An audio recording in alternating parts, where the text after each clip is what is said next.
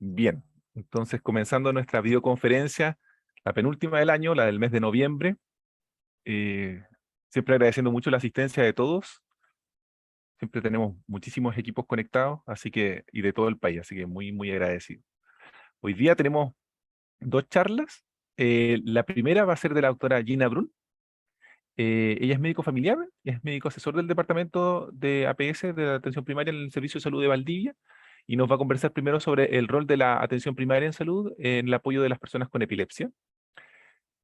Y después tenemos una segunda charla sobre epilepsia y trastornos paroxísticos no epilépticos, un enfrentamiento diagnóstico, y va a estar a cargo de la doctora Ana Flandes, que es neuróloga pediátrica, profesora también de la Universidad Austral de Chile.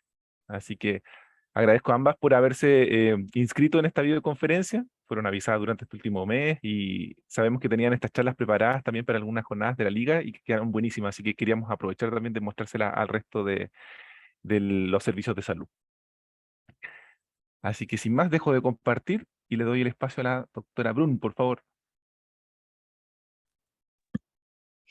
Hola, buenos días a todos. La idea va a ser conversar hoy día sobre el rol que juega la atención primaria en el acompañamiento de las personas con epilepsia, también sus familias. Para eso hay una presentación que espero estar empezando a compartir con ustedes.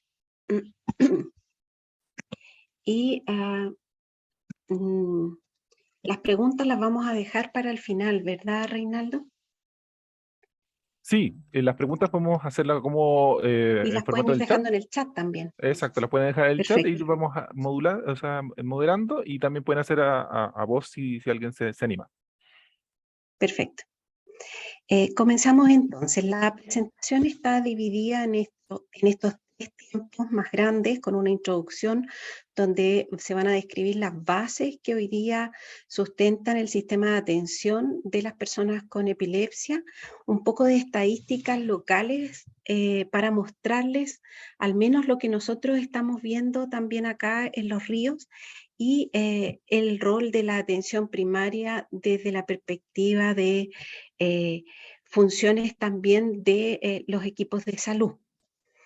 En forma amplia, nosotros desde el sistema sanitario público estamos regidos por distintas leyes o mandatos que los que están más vinculados especialmente con la atención de pacientes con epilepsia, y que me pareció importante resaltar en esta ocasión, son los siguientes.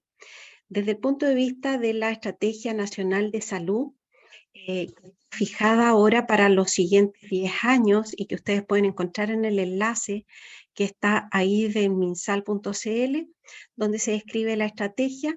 Existen 4 elementos que son los que mueven todo el trabajo de prioridades en la atención del sistema sanitario, y uno de ellos tiene que ver con mejorar la salud y el bienestar de la población.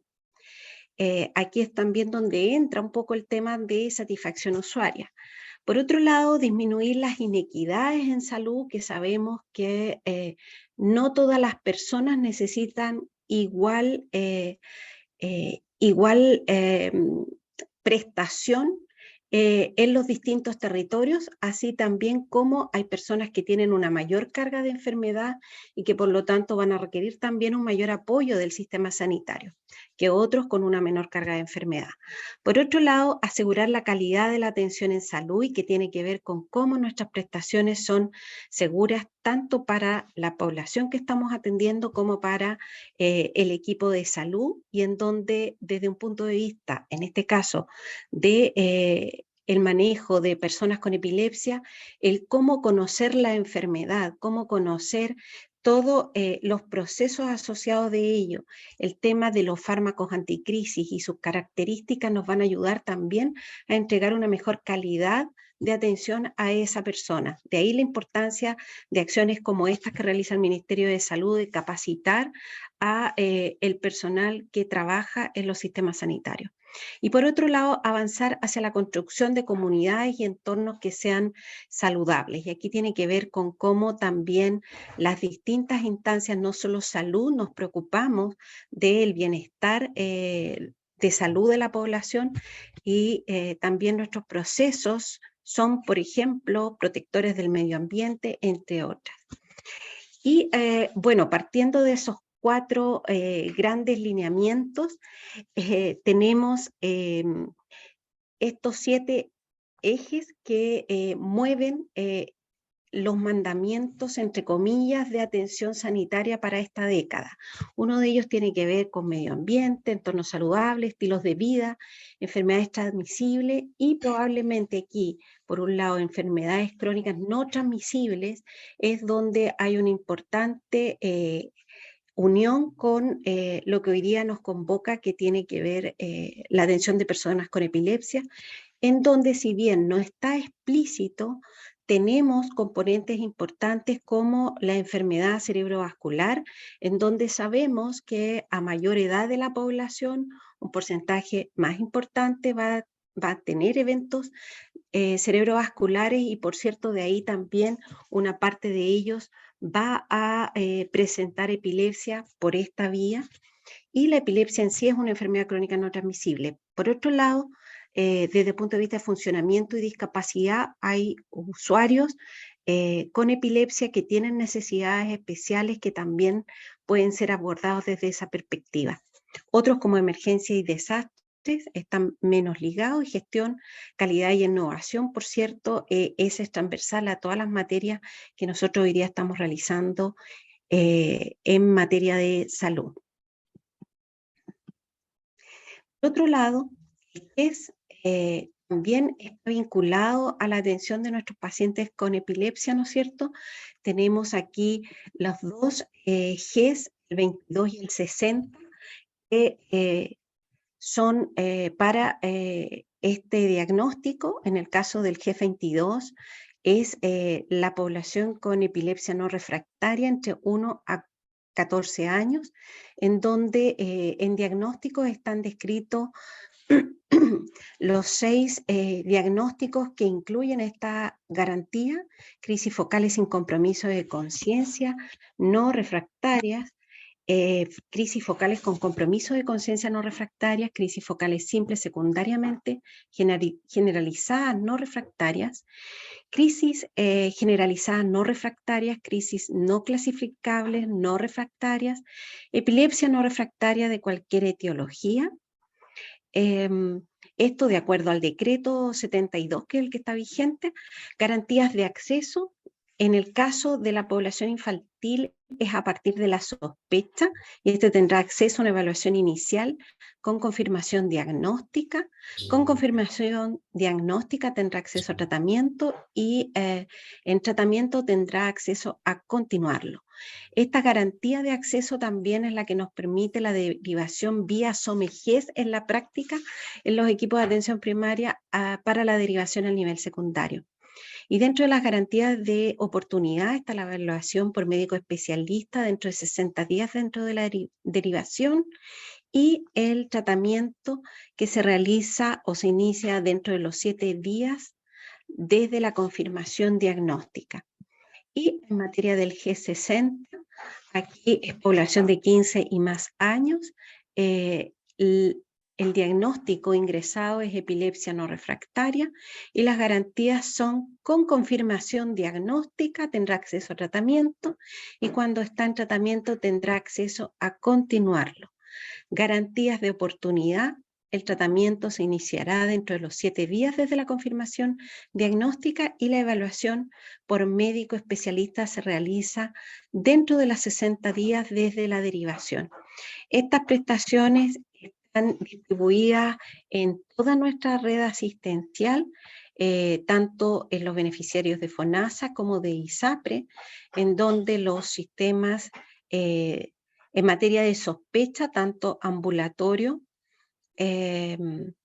perfectamente, tanto público como privado, pueden levantar esta sospecha ingresando a GES.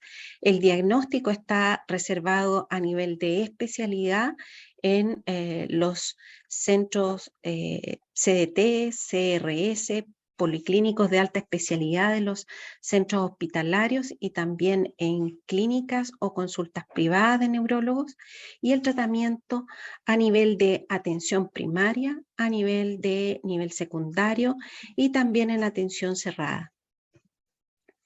El decreto salió hace poco, en el mes de septiembre, es el decreto 72. Ustedes en ese código QR pueden descargar el listado de prestaciones en donde se describe lo que el paciente tiene acceso por canasta, tanto para el G22 como el 60.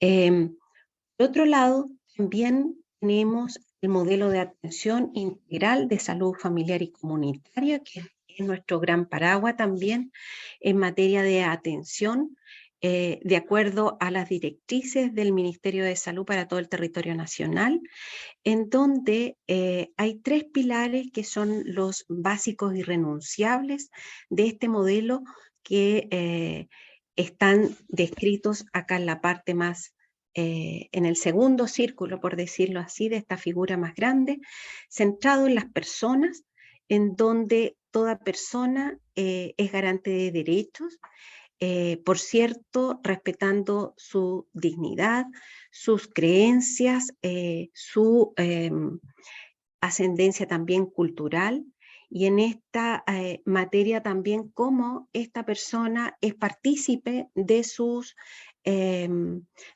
decisiones en materia de salud, en donde nosotros como sector salud le proveemos información, lo ayudamos en esta decisión, pero aquí los planes consensuados en materia de atención son una de las bases de este modelo de atención. Por otro lado está la integralidad, en donde esta persona es vista desde todos los planos que hoy día la conforman, el área biopsicosocial, también el área espiritual, el área cultural. Y por otro lado, esta integralidad también tiene relación con cómo desde el sector salud brindamos prestaciones promocionales, preventivas, curativas, de rehabilitación, de cuidados paliativos. Cómo también esta integralidad la vemos en esta persona en su forma íntegra, en donde además sabemos que forma parte de una familia y de una comunidad. Por otro lado, el último pilar irrenunciable es la continuidad de los cuidados, y aquí tiene relación cómo tratamos de brindar prestaciones con equipos de cabecera en atención primaria que den continuidad a la atención de esta persona y su familia o entorno cercano. Por otro lado, esta continuidad también está vista desde todo el ciclo vital, desde la gestación hasta la edad adulta mayor, y cómo además esta continuidad la tenemos que entender como una continuidad a través de los distintos niveles de atención que forman una red asistencial. Cómo se vincula la atención primaria con el nivel secundario, con el nivel terciario, cómo el paciente no se nos cae de esta red que tratamos siempre de estar reforzando, pero que sabemos que hay veces que el paciente se nos pierde, se nos cae de esta red y necesitamos ir a recuperarlo o a hacer un rescate. Y por otro lado, este modelo también contempla otros lineamientos que se desarrollan en relación a fortalecer todo lo que es promoción y prevención, el enfoque familiar, centrado en una atención abierta, más que en una atención solo de hospitales. Sabemos que la gran mayoría de la población se atiende en el sistema ambulatorio. La participación en salud por parte de las personas y las comunidades, el uso de la tecnología. Cada vez sabemos que son más avances en materia tecnológica, tanto para comunicación como para diagnóstico y tratamiento. Durante la pandemia vimos acelerado este proceso y, por cierto, cada vez seguimos utilizándolo en mayor cantidad. Una prueba de ello también son estas videoconferencias. En materia de calidad, que hoy día está regido por ley a nivel país, en materia también de la acreditación de los centros de salud y cómo las prestaciones se realizan con la mejor evidencia disponible y de acuerdo a los documentos que hoy día el Ministerio va respaldando año a año y actualizando periódicamente.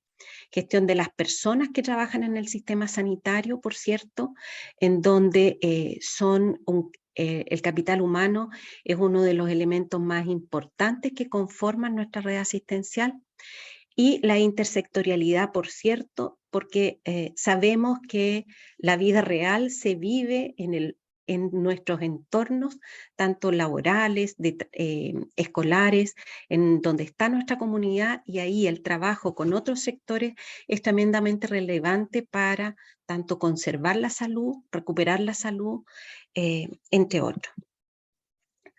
El modelo de atención integral es otro de los elementos que hoy día son paraguas para efectos de la atención de los pacientes con epilepsia.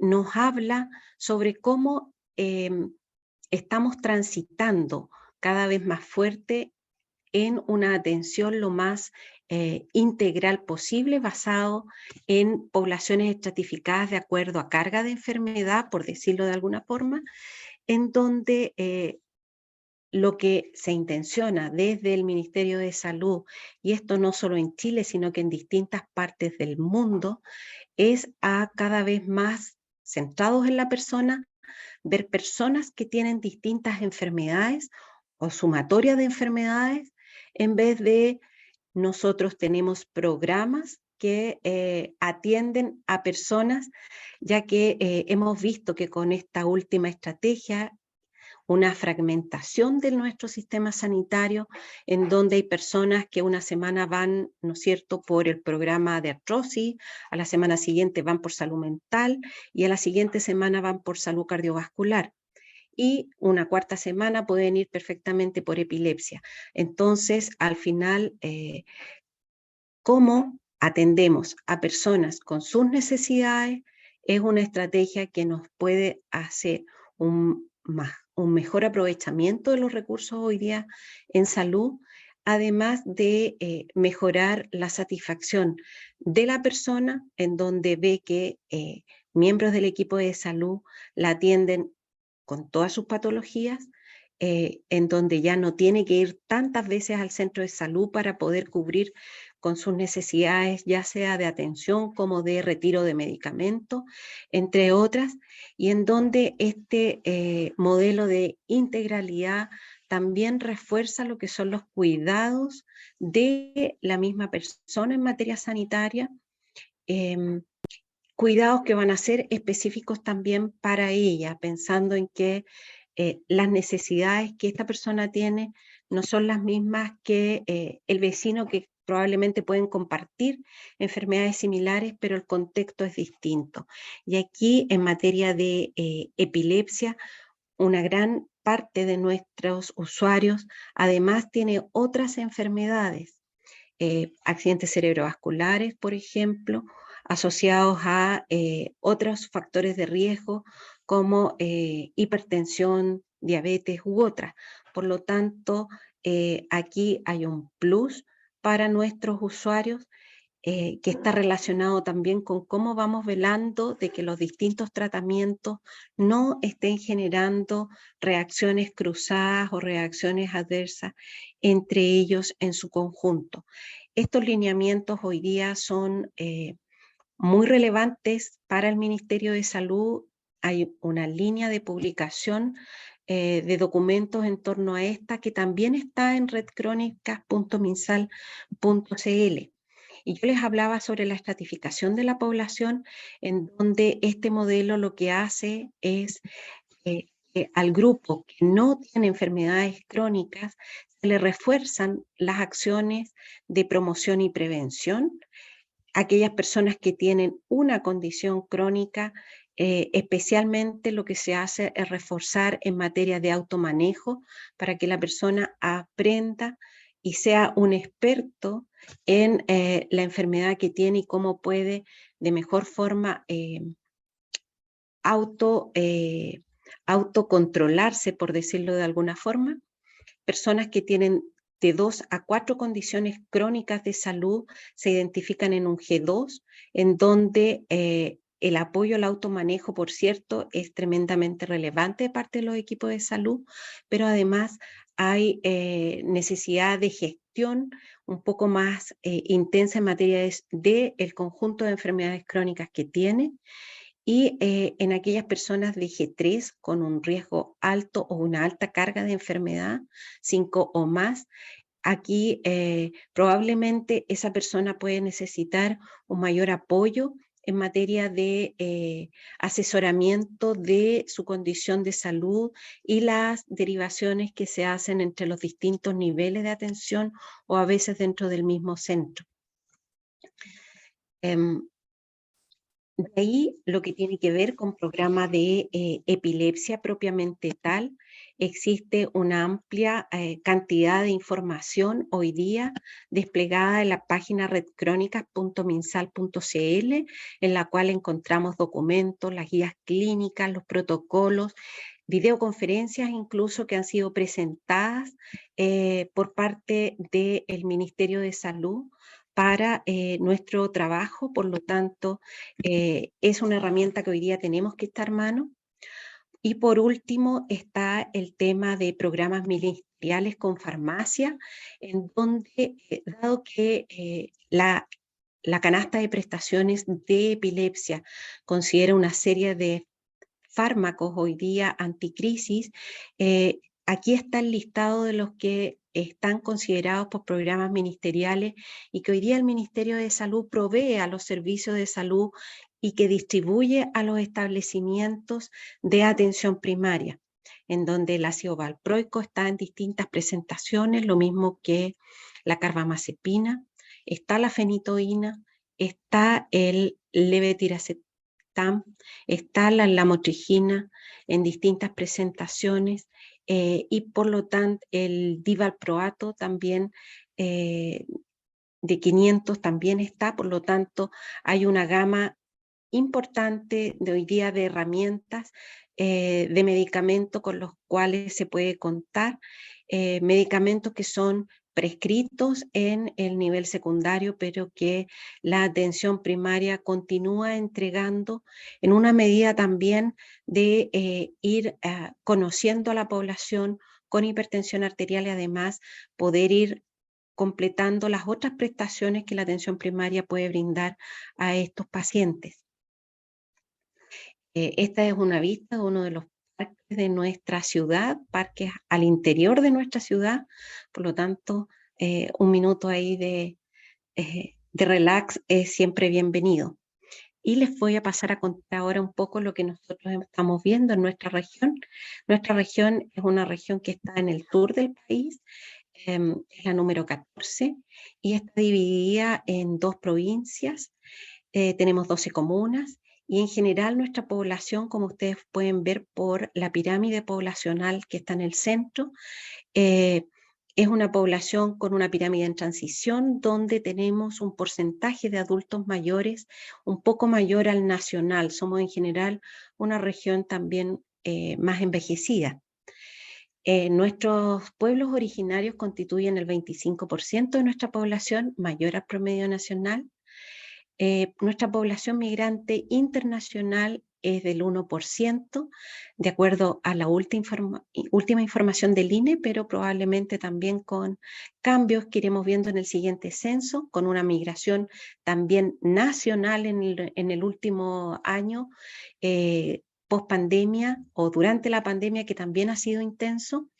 Nuestra ruralidad, como ven, también sobrepasa, duplica, más que duplica la ruralidad del país, pero también tenemos grandes diferencias entre nuestras 12 comunas. Valdivia con un 6,8% de ruralidad, comparado con Lago Ranco, que tiene un 77% de ruralidad.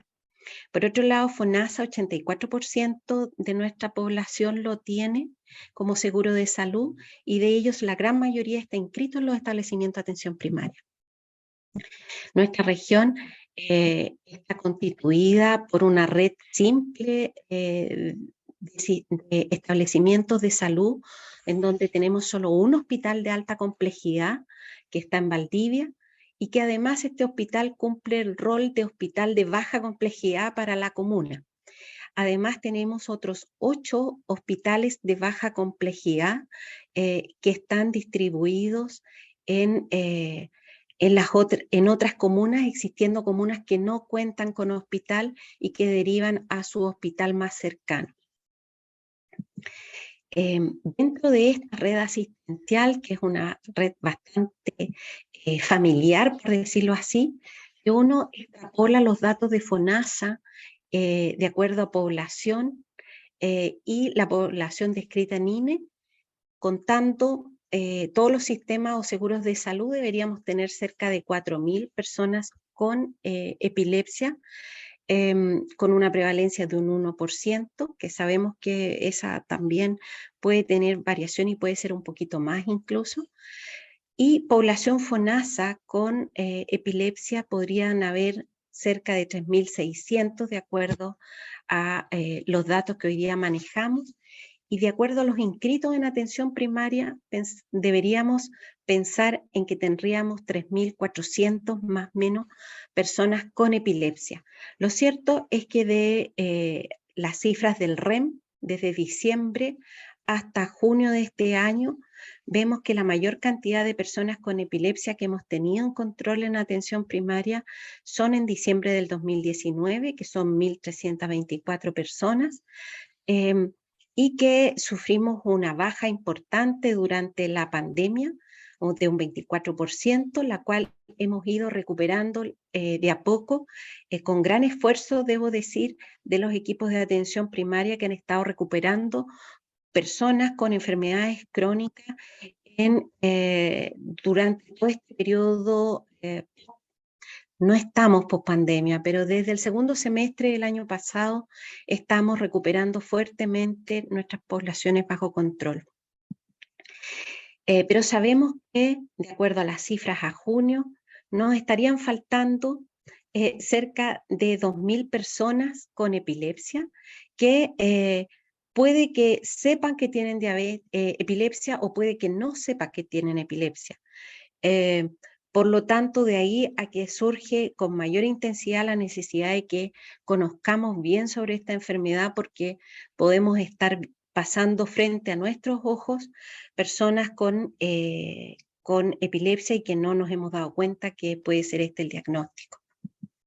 Lo otro interesante que tenemos claridad es que del total de población, que son las primeras columnas, que hoy día tenemos en control en los establecimientos de atención primaria, el 95% son personas mayores o iguales de 15 años. Por lo tanto, las menores de 15 son la gran minoría, en este caso, de personas, pero fueron los más afectados en materia de que hoy día aún no han sido recuperados por los establecimientos de atención primaria en nuestra región, probablemente asociado a que una parte de ellos hoy día está recurriendo a el sistema libre elección, que puede ser, ¿no es cierto?, otra de las situaciones por las cuales hay personas que hoy día no están en control en los establecimientos de atención primaria y estén hoy día en el sistema libre elección. Por lo tanto, esta realidad nos hace hoy día ir pensando cuál es el rol y cuáles son las necesidades que hoy día podemos cubrir desde atención primaria.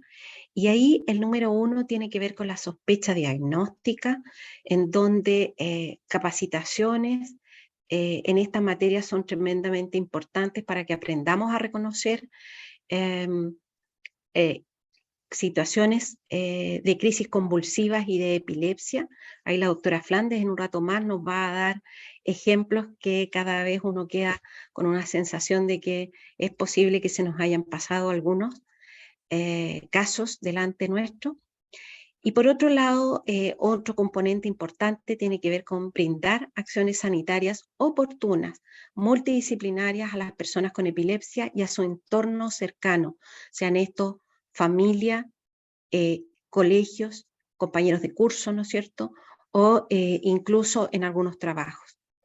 Y en este sentido, la atención primaria está jugando un rol muy importante en materia de tratamiento farmacológico, dar esta continuidad, que es una de las garantías que tienen estos pacientes por GES, educación y apoyo en el autocuidado, reforzar aquellas acciones del nivel secundario, pero ahora también ampliando a otros miembros de la familia o al entorno cercano del paciente, velar por disminuir el estigma de estas personas y el estigma también que a veces recae sobre las familias, la planificación del embarazo, sabiendo que es difícil, pero que aquí podemos también entregar ya sea por métodos anticonceptivos, un consejo o una ayuda importante a estas familias, así también como la prevención de malformaciones con el uso de medicamentos hoy día disponibles en el arsenal de APS.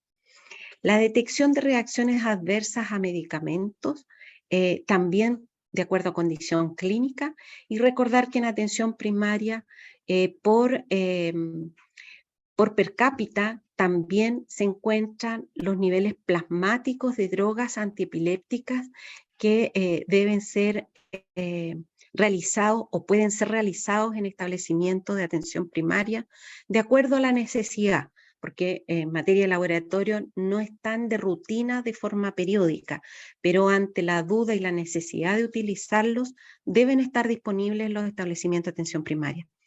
Detección de deterioro del control de la epilepsia para una oportuna derivación al nivel secundario. Tramitación de carnés de discapacidad cuando corresponda, ya que no todas las personas con epilepsia necesitan tener carnet de discapacidad, o trámites de pensiones también de apoyo. Esto es caso a caso. Recordar que para carnet de discapacidad se necesita, sí, el certificado de un neurólogo. Y en materia de comunicación con el nivel secundario, la atención primaria y sigue teniendo un rol muy importante, tanto referencia como la contrarreferencia para dar continuidad a las prestaciones o al plan de cuidado del paciente, la continuidad de los cuidados cuando ha ocurrido, por ejemplo, la necesidad de hospitalización y atención cerrada, conciliación farmacológica en materia de no duplicar medicamentos que se puedan estar entregando en los distintos niveles de atención donde el paciente recibe atenciones.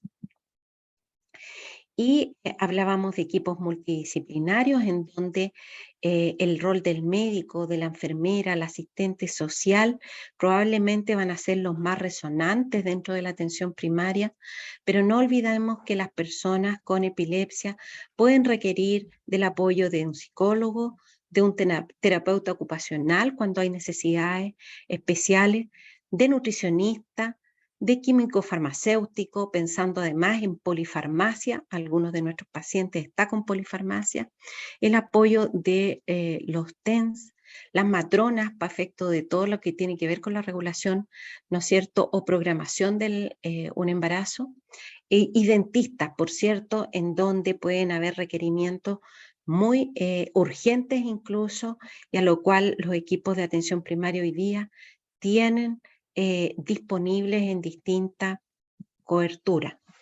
Aquí, dentro de la descripción de algunas de las acciones que cumplen o roles de estos profesionales de atención primaria de mayor trabajo o trabajo más directo con estos pacientes, es múltiple, pero por cierto, la sospecha en el caso del médico es tremendamente importante, ya que va a ser la puerta de entrada para la serie de procesos que vienen posterior a ello. Un flujograma simple, lo que puede ayudar también a entender en este caso nuestro Hospital Base Valdivia, Policlínico de Neurología, evalúa la atención de una forma integral a los pacientes que hoy día son identificados como epilepsia no refractaria y que están compensados y que por lo tanto pueden pasar a la atención primaria. Y es importante aquí que la derivación sea con un claro diagnóstico y un plan de cuidado en donde se describa el tratamiento no farmacológico, tratamiento farmacológico, fechas de control y si se requieren niveles plasmáticos con alguna periodicidad o no.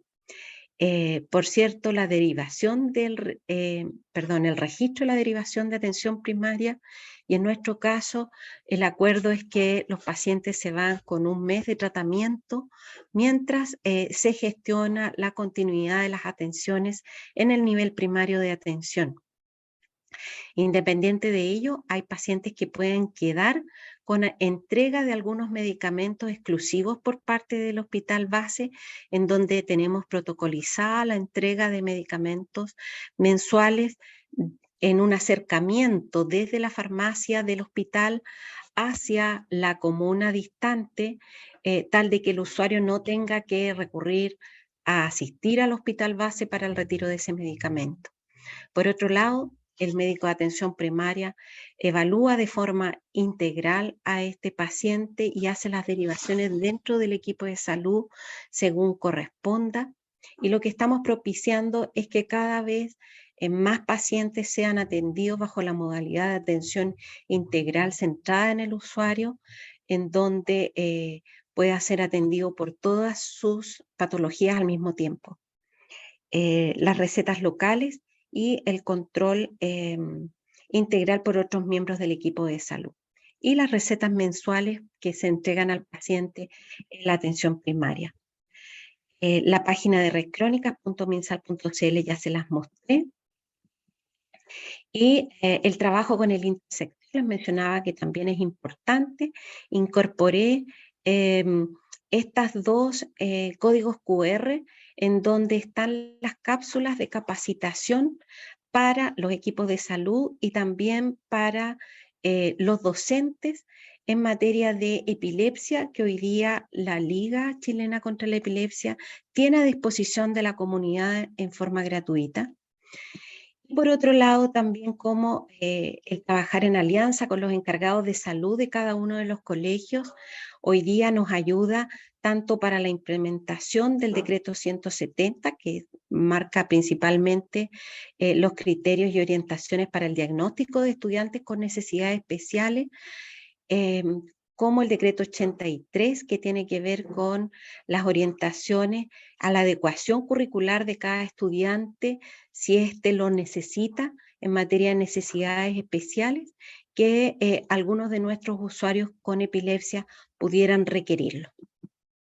Nuestro fin, a través de nuestras prestaciones, tenemos que recordar siempre presente, reducir la inequidad, aumentar la satisfacción de los usuarios para finalmente estar mejorando la salud de todos ellos. Muchísimas gracias, con eso finalizo mi presentación. Súper. Muchas gracias, doctora Brun. Muchas gracias. Veamos si tenemos algunas preguntas. No sé si alguien quiere preguntar algo, porque en el chat tenemos todos los saludos, ¿no es cierto? Los buenos días de todos los servicios. Yo quería recalcar en verdad, en especial, doctor, ahí, muchas gracias por hacer énfasis también en especial en los que tiene que realizar la atención primaria y mencionar no solo lo farmacológico, sino que mencionar el hecho de tener el autocuidado y mencionar que tiene que ser llevado también hacia las familias. Y obviamente eso llevará a disminuir el estigma que se desarrolla en general con estos pacientes, con nuestros pacientes con epilepsia. Y un punto bien importante y que tiene que nacer también desde la atención primaria y que hemos tratado de fortalecer durante el último año con las distintas videoconferencias, el tema de planificación familiar. Así que me gustó mucho este círculo que presentó como del manejo multidisciplinario en atención primaria y relacionándolo con, incluso, bueno, con la matrona en el tema de planificación familiar, pero incluso incluyendo a los dentistas, ¿no es cierto? Nuestros pacientes tienen estas dificultades, ¿no es cierto? En el cuidado de esa área, también con los psicólogos, con los terapeutas ocupacionales. Así que muy agradecido por la presentación. Tenemos aquí una mano levantada, el doctor Ramírez, desde El Salvador. Doctor Ramírez, cuéntenos nomás. Gracias, felicitaciones, doctora Lunes, muy importante su presentación.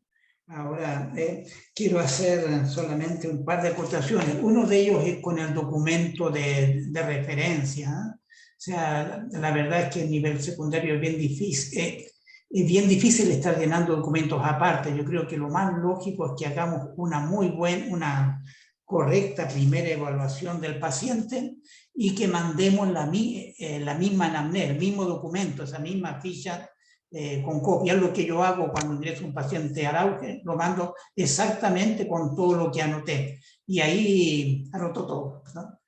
Lo más práctico, en lugar de llenar una hoja aparte, porque no va a consumir tiempo y no se va a llenar nunca por ese mismo motivo, ¿no? El otro punto... Otro punto importantísimo, ¿no es cierto?, es el definir cuáles son los pacientes que se atienden en nivel primario. Uno de ellos son las epilepsias no refractarias que necesitarán control con neurólogo una vez por año, pero que si no pueden y deben ser integralmente manejados en nivel primario. Pero hay otro grupo, está el grupo de los pacientes con comorbilidades múltiples, en que comorbilidades neurológicas, accidentes cerebrovasculares, demencia, hemiplegia, Parkinson, 5 o 6 comorbilidades neurológicas, más otras 10 médicas y unas cuantas quirúrgicas. Todos esos pacientes, sobre todo los que son muy altamente dependientes, ahí hay un criterio de nivel de dependencia que hay que introducir también, tienen que ser atendidos de este modo integral, con apoyo a nivel secundario, con interconsulta. Entre ellos hay pacientes que tendrán que ser vistos a nivel secundario una vez por mes, ya que están convulsionando más de una vez por semana, por ejemplo. Pero ahí el apoyo de nivel primario es absolutamente importante. Vamos a tener que asegurarnos de que eso funcione. Y para terminar con la lata, hay un punto que me está dando vuelta, ¿no es cierto?, que es algo que yo creí y llegué a creer en mi inocencia que estaba ya definido, y que esta historia del sueldo al cuidador, porque muchos de nuestros pacientes son aquellos que nuestro maestro y amigo Marcelo de Vilá llamaba epilepsia catastrófica. O sea, la persona tiene una epilepsia que es una catástrofe para él y para toda la familia, y que reduce los ingresos familiares espantosamente y que obliga a la madre a dedicar las 24 horas del día, o sea, horas de sueño incluidas, a cuidarlo. Por lo tanto, esa persona no tiene ninguna posibilidad de obtener ningún ingreso. Yo creo que una de nuestras más grandes peleas va a tener que ser asegurar que esa persona tenga un sueldo, que es lo que corresponde, ¿no? Así Bueno, es, que no tenga solo un día, ¿no es cierto? El día del cuidador, sino que tenga un sueldo de verdad y que pueda mantener con sí. eso su vida también. Yo creí que ya estaba válido eso y se lo estaba tratando de pedir a algunos cuidadores 24/7, y la respuesta ha sido que no existe nomás todavía. Gracias. Bien. No, gracias a usted, pues, doctor. Tenemos algunas preguntas ya en el chat. Por ejemplo, dice aquí Simón, quisiera saber cada cuánto tiempo en un año se deben realizar los controles en un paciente con epilepsia que ha estado estable, eso sí.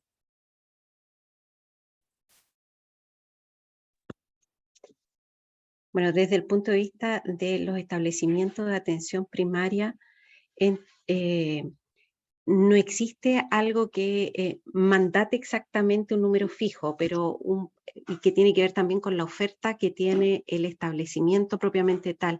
Pero un paciente que esté bien compensado desde la atención primaria, que lo vea una vez médico al año, por ejemplo, y otras veces lo vea enfermera o los otros miembros del equipo de salud, puede ser una buena distribución. Y hay veces en que la carga, entre comillas, de las distintas acciones, y más aún, si no están trabajando aún en una cobertura alta de atención integral, la necesidad de médico va a ser mucho más alta, y por lo tanto a veces se produce esto de que no hay horas médicas para controles. Entonces, ahí también el apoyo por parte de los otros profesionales y en especial de la enfermera cumplen un realce mayor. pero la idea es transitar a la atención integral y que el profesional médico, en la medida que atiende sobre todo a estas personas con mayor carga de enfermedad y que requieren un mayor apoyo por toda la red del sistema sanitario, entre comillas, pueda tener varias atenciones por profesional, entre ellas médico, a lo largo del año. Yo creo que un paciente bien compensado, no sé, Reinaldo, si usted comparte conmigo, pero bien compensado una vez al año por médico podría ser una buena instancia, pensando en que va a tener el apoyo de otros profesionales de salud. Y por cierto, como mencionaba el doctor Ramírez también, hay pacientes que incluso hoy día están siendo atendidos en domicilio, producto también de la alta dependencia que ellos tienen. Por lo tanto, ahí hay harto. Es una Claro. gama de prestaciones. Claro, si uno tiene un paciente, por ejemplo, con solo epilepsia y está estable, una atención anual está perfecto, yo diría. Yo me imagino a futuro, ¿ah? Pero siempre he soñado, por ejemplo, una calculadora automática que uno tiene y un poco con la pirámide que usted mostró, con las comorbilidades que va presentando el paciente, y a mí se me enciende una alarma, por ejemplo. Dice, este paciente, no sé, cumple ya con criterios de atención 2 o 3 veces por año, porque pasó con las comorbilidades, fue sumando puntaje para poder ser atendido de forma más frecuente. Y eso será avisado tanto al personal médico como al mismo paciente que tiene que solicitar su hora o atenderse con mayor prontitud. Pero si uno tiene solo una epilepsia y que está solo la epilepsia y está súper bien controlada, claro, una atención una vez al año es más que suficiente. Y reforzar el autocuidado y el manejo de los medicamentos, ¿no es cierto?, a través de otros profesionales de la salud y que cada vez están mejor perfeccionados en ello. Y obviamente enfermería ha llevado la batuta en esa parte. Así que bien. Tenemos aquí otra pregunta de la doctora Rosas. Perdón, doctor Ramírez. Se me encendió aquí la manito. Muy cortito de nuevo. A esto hay que darle hartas vueltas, porque en el protocolo que se está trabajando se hablan de 4 consultas por generalista por año, lo cual a mí también me parece mucho. Yo creo que una es absolutamente necesaria, pero por ejemplo habría una en que tendría el generalista que derivarnos con una pequeña carta diciendo ha habido o no ha habido crisis o ha habido o no ha habido novedad mayor desde la última vez que ustedes lo vieron. Algo que nosotros podamos responder como interconsulta, ¿no? O sea, una Claro. interconsulta con nuestra contrarreferencia. Pero sí, me parece una vez por año de control por el médico generalista basta en epilepsia bien estabilizada. Lo otro es que habría que garantizar acceso pronto en caso de bandera roja, o sea, embarazos, crisis no previstas, etcétera, etcétera, para que se deriven oportunamente a nivel secundario. Que puede ser incluso, por ejemplo, extracción dentaria bajo anestesia, puede ser una cirugía planificada sobre el sistema digestivo que va a hacer que no se puedan absorber los medicamentos. Son todas razones para que lo vea el médico de nivel primario u otro profesional y no lo derive de inmediato en urgencia para saber qué hacer. O sea, está el criterio de bandera roja que de alguna manera hay que introducir también. O sea, yo diría una consulta anual por más situaciones definidas como bandera roja. Claro, y en lo posible tener los policlínicos que son más de especialidad, o sea, pensando en pacientes con epilepsia, espacios dirigidos para eso, para pacientes que tengan o prendan esta bandera roja durante esta semana, cosa que no se derive un paciente y claro, tiene una bandera roja y se ve, no sé, un mes después, cuando ya la bandera roja ya se perdió. Después tenemos un comentario acá de la doctora Rosa desde el Hospital de Puerto Montt, que le llama la atención la diferencia que existe entre la población esperada y la registrada. ¿Eso se repite en otros programas, por ejemplo en diabetes? Sí, eso es efectivo, doctora Rosas, o Mónica en realidad. En los establecimientos de atención primaria existe una brecha importante entre las poblaciones esperadas de una condición de salud y aquella que tienen bajo control. Ellas pueden ser de 50% de la población como brecha, y en este caso, como vimos, es un poco más. Por cierto, se da en otras condiciones como diabetes, hipertensión u otras. Varía de región a región también. o de comuna a comuna. Eso también hay una amplia variabilidad, pero en general las brechas son llegando a 50% fácilmente. De acuerdo. Después aparece un comentario acá de Catrina Rojas, que voy a aprovechar de contestar yo también, porque a mí me pasó en su momento. Dice, buenos días, excelente presentación. Quería preguntar qué pasa si desde el consultorio no se cuenta con el arsenal del GES. ¿Cómo se puede gestionar que se concrete la llegada de estos al consultorio? Y muchas veces finalmente uno decide mantenerlos en el hospital. Me ha pasado también que existe mucha variabilidad del arsenal dependiendo del consultorio y la comuna. Y esto es activo desde la parte médica en especial. Un poco lo que yo recuerdo cuando recién comenzamos en la comuna en Puente Alto, los consultorios no contaban con la mayoría de los medicamentos que aparecían ya inscritos en el GES. En ese tiempo era la motrigina, por ejemplo, y el levetiracetam. Y lo que hicimos, hay una oficina GES.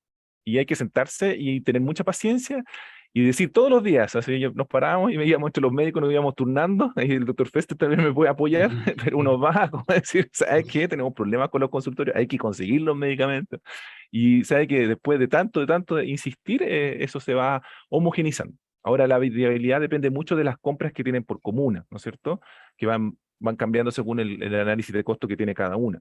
Eso está más difícil porque es por un tema de marcas, pero por lo menos la canasta básica que existe es que se mantenga siempre y conocerla, porque nos pasó, ustedes recordarán hace un par de años, nos quedamos con una gran cantidad de medicamentos de formulación retard, por ejemplo, en algunos consultorios, porque no existía el enlace, por lo menos desde la atención secundaria y primaria, de que existían estos medicamentos para los pacientes con epilepsia y siguieron guardados en caja. Así que hay que tener esta fluidez de ir contándose entre primario y secundario y también ocupar las oficinas GES para hacer los correspondientes comentarios, ¿no? O reclamos a veces, ¿no? Para que contemos con todo el arsenal. No sé si está de acuerdo, doctora Brun.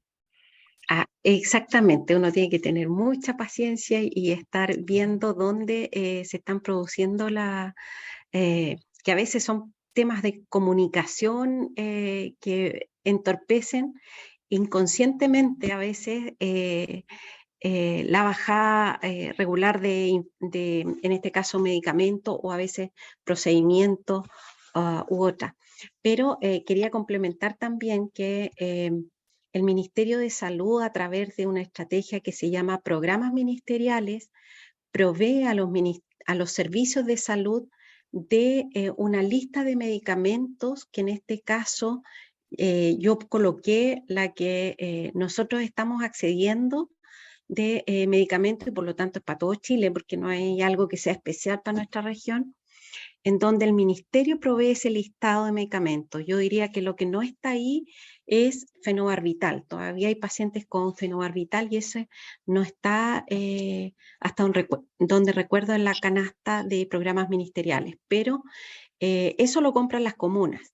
Pero estos otros medicamentos los entrega, no voy a decir lo regala, porque en realidad siempre hay alguien que está pagando todos estos costos, pero en este caso el Ministerio de Salud procura que todos los establecimientos de atención primaria puedan contar con estos medicamentos, entregándolos de acuerdo a la programación que en este caso los CEFAM programan con sus servicios de salud. Si una comuna pide 3.000 ácidos valproicos, por ejemplo, le entregan los 3.000 y se programa anualmente, pero además va bajando estos fármacos mensualmente a las comunas. Lo mismo ocurre, por ejemplo, con la insulina. Es la misma modalidad. El ministerio provee la insulina NPH y cristalina para los establecimientos, cristalina principalmente para rescate, digamos, pero entrega de forma libre la entrega del medicamento de acuerdo a la programación que van haciendo los propios establecimientos de atención primaria. Por lo tanto, hoy día, si falta en alguno de ellos alguno de los medicamentos del listado que mostré, es cosa de conversar, como decía Reinaldo, y poder llegar a acuerdo para que ese medicamento empiece a llegar a esa comuna. Y tienen que trabajarlo con los servicios de salud. Claro, y ahí complementa al tiro también Iván Donoso, que fenobarbital no está en los programas ministeriales, efectivamente, pero sí está en el arsenal mínimo requerido para PS, así que Exacto. para que sepan que está Sí, ahí. ese lo compran las comunas, pero es el único que compran, el resto todo lo entregan para la canasta GES de epilepsia. Así es. Después tenemos a la doctora Ingrid Gutiérrez. Dice, muchas gracias, quiero saber qué pasa con respecto a los pacientes derivados con sospecha de epilepsia, pero que no puedo confirmar ni descartar el diagnóstico en la primera consulta. La garantía GES es de 60 días de evaluación del especialista y 7 días para iniciar el tratamiento una vez confirmado el diagnóstico. Claro, ahí el nivel secundario tiene que hacer el estudio porque el paciente ya ha sido derivado por la sospecha desde el nivel de atención primaria, por lo tanto es el secundario el que tiene que hacer la investigación, ya sea apoyándose en imágenes, en bueno, el electroencefalograma y en otros estudios que pudieran ser necesarios para poder identificar si esto se trata de una epilepsia propiamente tal o es alguno diagnóstico símil que requiera control. Una vez que el usuario ha sido identificado como no refractario, epilepsia no refractaria, y se encuentra en control, puede pasar a atención primaria para continuar los controles en atención primaria. Independiente de ello, pacientes de alta complejidad con epilepsia refractaria perfectamente pueden estar también recibiendo prestaciones en todos los niveles de atención, incluida la atención primaria.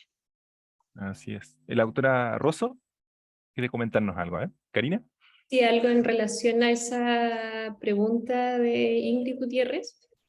Bueno, ella está en Coyhaique porque hace poco, así que me imagino que en la práctica se ha encontrado con esta dificultad, que si es que uno se pone estricto en el tema administrativo, queda ese vacío quizás, porque en el fondo uno alcanza a ver como especialista al paciente con sospecha de epilepsia en menores de 15 años, que es distinto de los adultos. Pero puede ser que quede cierto vacío en el fondo, que si uno no tiene los exámenes, el electroencefalograma, la resonancia para poder confirmar, pero creo que desde un punto de vista clínico lo importante ya se hizo y eso es yo creo que la visión de garantizar esta atención precozmente, que en el fondo poder conversar con la familia, explicarle que se trata de un evento convulsivo, no convulsivo, y en el fondo poder diferenciar, decidir si es que va a necesitar tratamiento, y creo que en casos puntuales, en el fondo, cuando uno no tiene los elementos clínicos suficientes y que requiere más elementos de apoyo por exámenes, va a quedar ese vacío, pero desde un punto de vista clínico lo importante es la educación. Así es. Bien, sí, Coyhaique está fuera de este planeta, parece, y Ingrid está con un fondo espacial. Un Bien, poco. tenemos un par de preguntitas más y pasamos a la siguiente presentación. Dice aquí Ignacio, buenos días, una consulta que consideran que en una consulta, que en esa consulta anual se deba pedir exámenes generales. ¿Considera necesario solicitar algo en específico, por ejemplo? Para atención primaria en especial, doctora.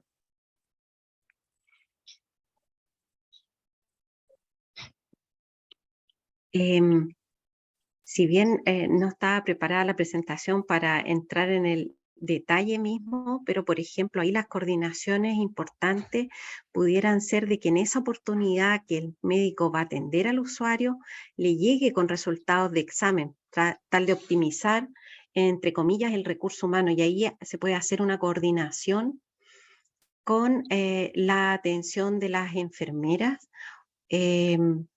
para que junto con el médico hagan la solicitud de exámenes para que al control que llega el paciente a atención médica llegue con resultados de examen. Por ejemplo, estoy pensando en algunas alteraciones que hemos visto, ¿no es cierto?, producto de los tratamientos anticrisis. Un hemograma puede ser necesario de estar evaluando en algunos pacientes. Ya va a depender también del tipo de medicamento que esté recibiendo el paciente, si es que va a meritar o no algún tipo de estudio, de control de estudio, pensando en reacciones adversas al medicamento especialmente. Así es, sí. Entonces, La aparición de comorbilidad en los pacientes con epilepsia en tratamiento es muy alta, en especial en los adultos, y a medida que va pasando el tiempo encontramos dislipidemias, ¿no es cierto?, alteraciones de pruebas hepáticas, aparición de aplasia medular progresiva de forma más crónica, se van dañando finalmente algunos órganos. Así que sí, dentro probablemente, ¿no es cierto?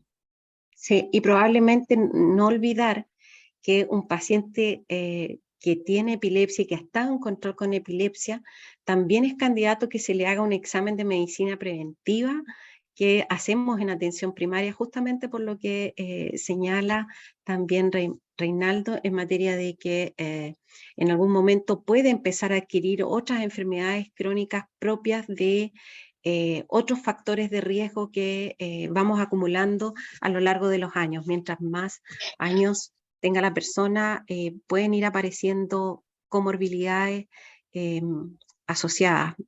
Especialmente hoy día sabemos que tenemos esta epidemia de enfermedades crónicas no transmisibles asociadas especialmente a estilos de vida, entonces, en donde hay factores de riesgo que son comunes para distintas enfermedades cardiovasculares, cerebrovasculares, también patologías oncológicas. El sedentarismo que trae además la obesidad, el tabaquismo, sabemos que son factores de riesgo que se vinculan entre sí para generar las dos principales causas de muerte de los chilenos hoy, que son cardiovasculares y patologías oncológicas. Por lo tanto, siempre hay que estar atentos a ello. Así es. Muy bien, pues, agradecemos los comentarios que vienen después de Fabiola, ¿no es cierto?, que trabaja con nosotros en el grupo asesor, sobre cómo reconsiderar, ¿no es cierto?, la adquisición de los fármacos antiepilépticos, y los comentarios que también hace Iván Donoso al respecto. Así que, bien, ya estamos en el tiempo, tenemos que pasar a la siguiente presentación. Doctora Flandes. Como esta parte es más pediátrica, voy a dejar a la doctora Rosso en los comentarios, ¿ya? Ok. Así que ella nos va a acompañar. Hola, ¿me escuchan bien, cierto? Perfectamente. Sí. Ok.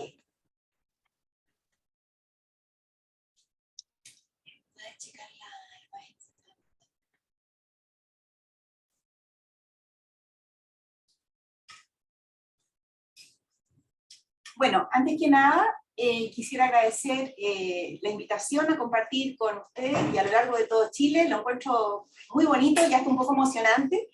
Y en especial mis saludos al doctor Fester, a quien le tengo un gran cariño. Bueno, voy a empezar la presentación. Es sobre diagnósticos de epilepsias y trastornos paroxísticos no epilépticos, y intentar avanzar un poco en cómo distinguirlos.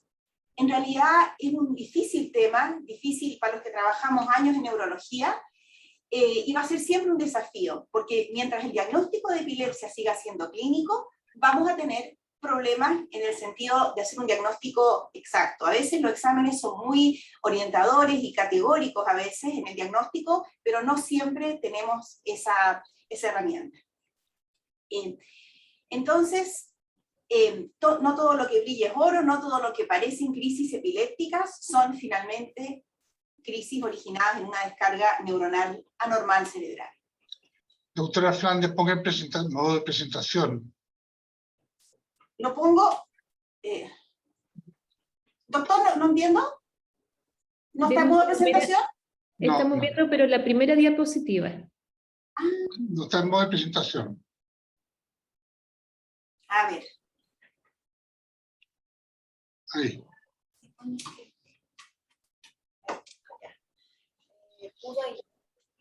A ver. ¿Ahí están viendo la primera, la segunda? La segunda diapositiva, y parece que ahí va a cambiar a modo presentación. ¿Están viendo la diapositiva del La Miraldo? segunda. La segunda. ¿Se ve? Tienes que pinchar justamente ahí en esa, donde tienes el cursor, Vamos. que es la modo presentación. No, que la presento. Ay, a ver. Dame un segundito.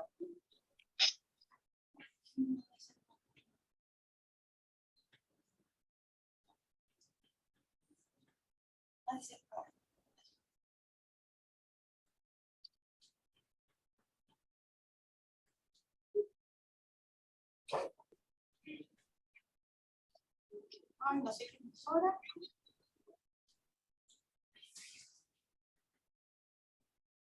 Y ahí, Tal vez está en el ¿tampoco? compartir. Si quieren pueden poner compartir de nuevo y ponen pantalla, en la que dice pantalla, en vez Dice de poner Karina, solo sí, dice Karina Rosso, ¿está controlando su pantalla? ¿Sí? Sí, pero tampoco puedo, parece que quedó como bloqueado. Yo creo que compartir de nuevo la presentación, porque quedó Eso, pegado, parece. Dejo de compartir. Eso, mejor. tal cual.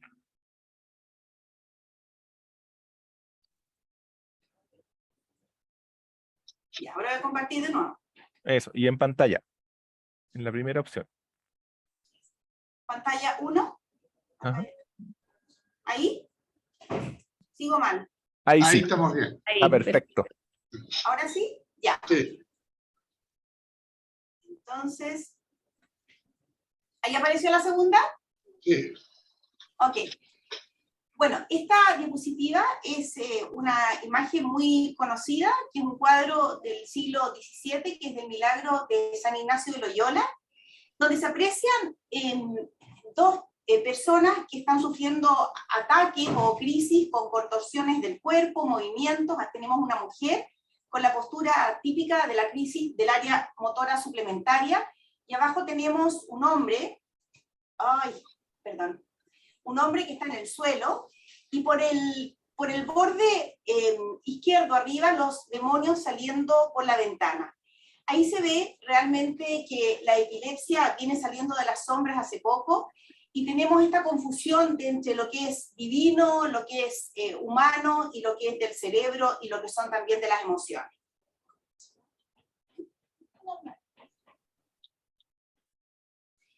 En las definiciones, es importante decir que la crisis epiléptica es una aparición transitoria de signos y síntomas debido a una descarga neuronal anormal, excesiva o sincrónica en el cerebro. La presentación clínica de las crisis es diversa y puede incluir síntomas motores, sensoriales, autonómicos, sensitivos, emocionales, que pueden o no alterar la conciencia. La epilepsia, en cambio, ya corresponde a una enfermedad crónica, que es no transmisible, y está definida por tener al menos 2 crisis no provocadas separadas por lo menos por 24 horas, o tener una crisis no provocada y la probabilidad de presentar nuevas crisis en los próximos 10 años de al menos un 60%. Esta probabilidad, sin duda, está dada también por exámenes alterados como un electro, una resonancia, o también tener un examen neurológico alterado. Y la tercera forma en que podemos diagnosticar la epilepsia es que corresponda a un diagnóstico de un síndrome epiléptico. En los niños, lo característico de este grupo son las encefalopatías epilépticas. Por otro lado, tenemos los trastornos paroxísticos no epilépticos, donde tenemos estos fenómenos que pueden manifestarse con conductas repetitivas, a veces estereotipadas, pero no están asociadas a una actividad eléctrica anormal, y pueden simular fácilmente y confundirse con una crisis epiléptica. La epilepsia, entonces, la tenemos que entender como crisis súbitas, repetidas y estereotipadas.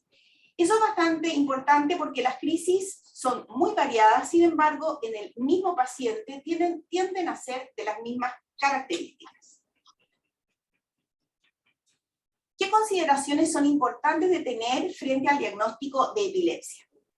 Es importante que conozcamos que de un 10 a un 20% de los casos crónicos refractarios referidos a centros terciarios para estudio de epilepsia, el problema era que no tenían epilepsia. Por otro lado, más del 50% de los casos sospechados o diagnosticados como epilepsia a nivel de la atención primaria de salud no presentan epilepsia. Muchos tienen comportamientos que impresionan como una verdadera crisis, pero finalmente, al correlacionar este evento con un video monitoreo, muestra que no hay correlación eléctrica y que finalmente lo que estamos viendo no es una crisis genuinamente epiléptica. ¿Por qué se derivan entonces estos pacientes? Por presentar signos o síntomas clínicos que pueden asemejarse a crisis epiléptica. Y por otro lado, se entiende inmediatamente la tremenda relevancia de que un correcto diagnóstico podría evitar múltiples ensayos de medicamentos y exploratoria innecesaria para el paciente. ¿Cuáles requisitos serían importantes para un buen diagnóstico diferencial de las epilepsias? Por una parte, resulta importante conocer los distintos tipos de las crisis epilépticas para que podamos reconocerlos o entender, digamos, a qué grupo pueden pertenecer estas crisis. Por otro lado, es importante conocer los síndromes epilépticos más importantes, como los síndromes epilépticos asociados a diferentes edades, y así también entender qué crisis uno puede esperar o de qué manera son las crisis más relacionadas. Por otro lado, es importante conocer los fenómenos paroxísticos que pueden similar las crisis epilépticas, y sin duda, una buena anamnesis y un examen físico nos van a ser los elementos de gran ayuda para complementar ese diagnóstico. Por otra parte, muchas veces es necesario disponer de un testigo confiable, que no siempre está, para que nos cuente qué fue lo que vio. Y hoy en día realmente podemos contar con los registros de las crisis en video, que es un elemento tremendamente importante y de gran ayuda para el diagnóstico de las crisis epilépticas o no epilépticas. Por lo tanto, el diagnóstico va a depender de destrezas de evaluador y de la calidad de la información proporcionada por los testigos. Hay varios artículos actualizados que muestran la tremenda importancia que tiene poder filmar las crisis. Hoy en día, la masificación de los teléfonos inteligentes permiten tener ese acceso.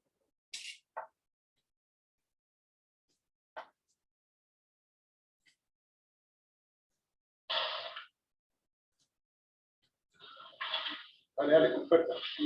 Bien lejos, dale. Dale. Súper bien. Dale. Dale.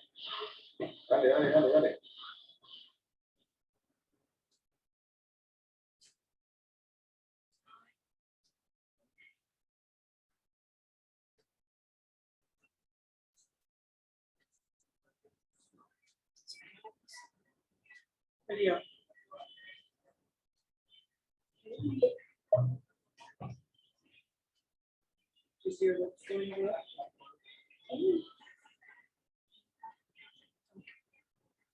Bueno, lo que vimos recién eran dos crisis, la primera niñita que mostró una ausencia y el segundo niño que es una crisis tónico-clónica generalizada. Ahí ustedes ven que la imagen puede ser tremendamente importante en ver el episodio, sin embargo, no siempre contamos con eso, pero cuando tenemos el video es tremendamente útil. ¿Qué características nos van a orientar una crisis epiléptica? Por un lado, tenemos que las crisis son estereotipadas e interrumpen la actividad en curso. En general la duración es breve, duran menos de 3 minutos. Tenemos que las crisis no deben ser provocadas, aunque un estrés puede ser gatillante. Los síntomas habitualmente son positivos. Existe cianosis durante el episodio, y es importante acá destacar que la palidez es una característica que aleja, de cierta manera, el diagnóstico de una crisis epiléptica. La mordedura lateral de la lengua es tremendamente orientadora, y también cuando hay lesiones causadas por caídas. El estado post-ictal, que no es característico de todas las crisis, pero en las tónico-clónicas es un hallazgo bastante consistente, apuntan a una crisis epiléptica. Cuando hay una paresia o una afasia post-ictal, como una parálisis de Todd, que es un signo focal, ¿cierto?, también apoya que fue una crisis genuinamente epiléptica. Y también alteraciones neurológicas como hiperreflexia o Babinski post-crisis. ¿Es una crisis epiléptica o un fenómeno paroxístico no epiléptico? Nos preguntamos. ¿Es espontánea o provocada? Si la crisis da cuando el niño llora, si la crisis da cuando el niño tiene fiebre, si la crisis tiene un cuándo ocurre, probablemente no es un fenómeno epiléptico, ya que sería provocado. ¿Es generalizada o focal? Indudablemente acá nos ayuda muchísimo un electroencefalograma, pero también recordar desde el punto de vista semiológico que cuando no hay ningún recuerdo del evento, lo más probable es que este sea generalizado, y cuando es focal, el paciente cuando lo puede relatar, por lo menos dice que sintió algo o pasó algo antes que la crisis comprometiera la conciencia, si es que eso ocurre. Y la otra pregunta que debemos responder es si es una crisis única o recurrente. Los fenómenos paroxísticos no epilépticos son fenómenos clínicos de conductas que imitan crisis epilépticas. ¿Y por qué las imitan? Porque tienen un inicio súbito y un término bien definido, porque son recurrentes, al igual que las crisis que pudiesen ser del otro origen, y que pueden asociarse a una alteración transitoria de la conciencia, y también van a determinar posturas o movimientos anormales, por lo tanto son bastante parecidos en algunas cosas. Pero la gran diferencia es que acá el origen de lo que estamos viendo no es en una descarga neuronal cerebral anormal. De los trastornos paroxísticos no epilépticos más frecuentes por edad, tenemos en los recién nacidos las apneas, el temblor y el mioclonus benigno. En los niños, más frecuente los espasmos del sollozo, las apneas de llanto y las estereotipias. Ya los niños preescolares siguen también las apneas de llanto, sin embargo aparecen otras cosas como los tics, las parasomnias, que son los eventos en el sueño.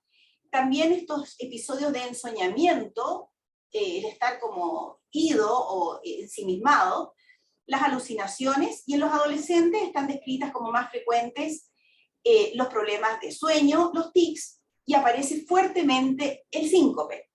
En el adulto, sin duda, lo más importante acá son las crisis psicogénicas, que desgraciadamente, y para complicar las cosas, muchas veces pueden coexistir con crisis genuinamente epilépticas.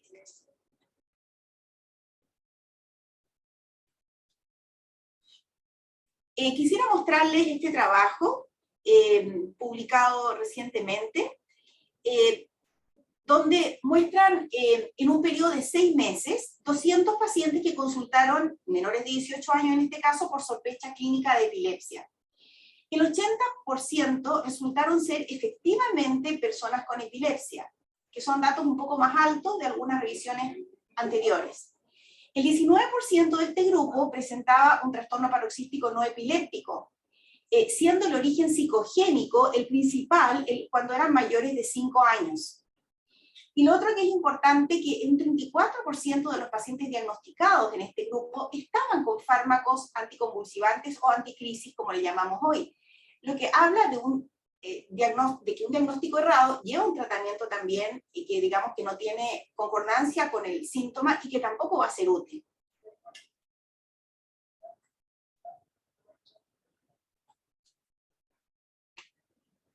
En este video vemos una crisis que depende de la experiencia del que la ve, pero es una crisis un poco aparatosa con movimientos pélvicos. La persona tiene la cabeza hiperextendida y aparenta estar inconsciente. Sin embargo, esta crisis es una crisis psicogénica.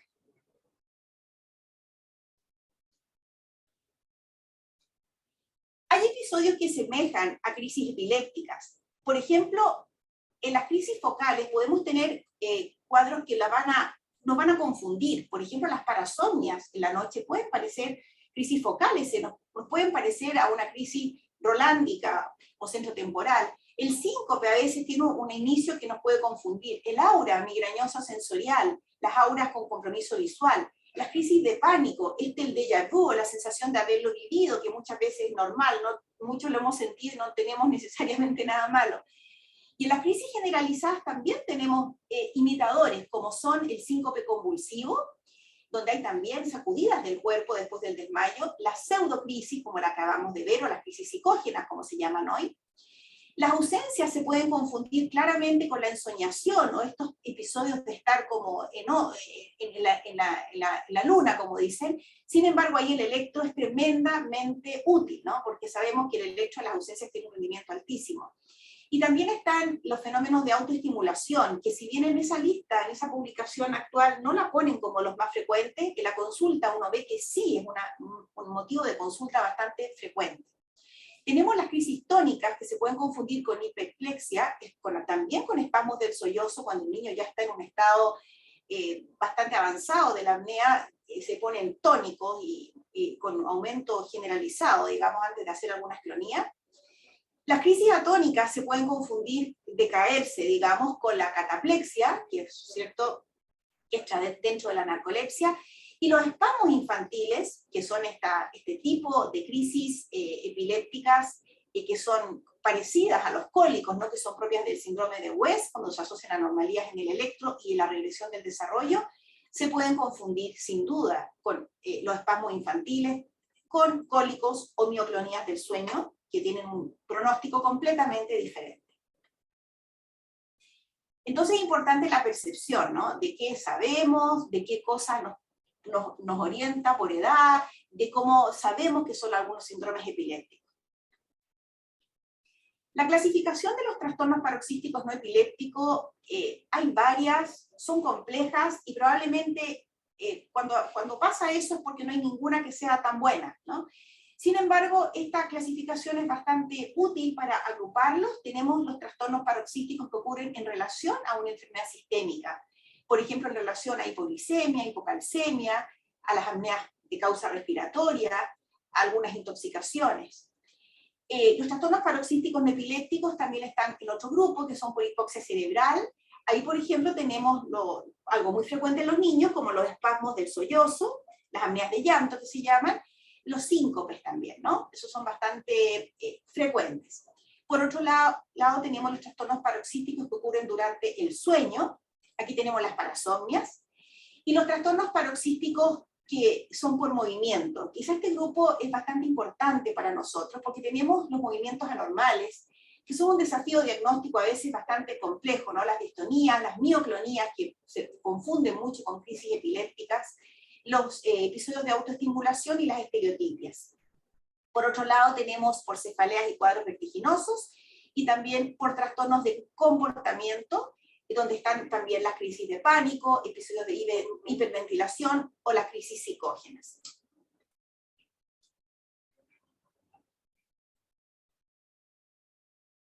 En este grupo quise recalcar los trastornos paroxísticos no epilépticos por trastornos del movimiento,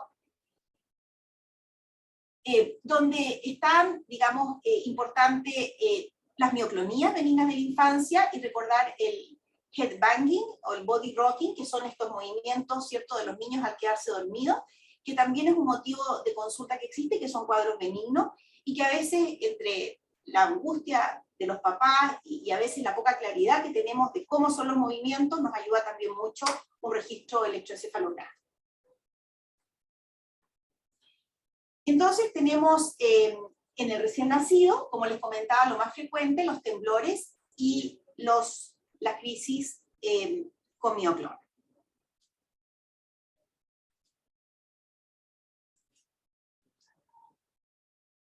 Aquí tenemos un lactante que es sano, tiene un desarrollo normal, sin embargo tiene estas sacudidas del cuerpo.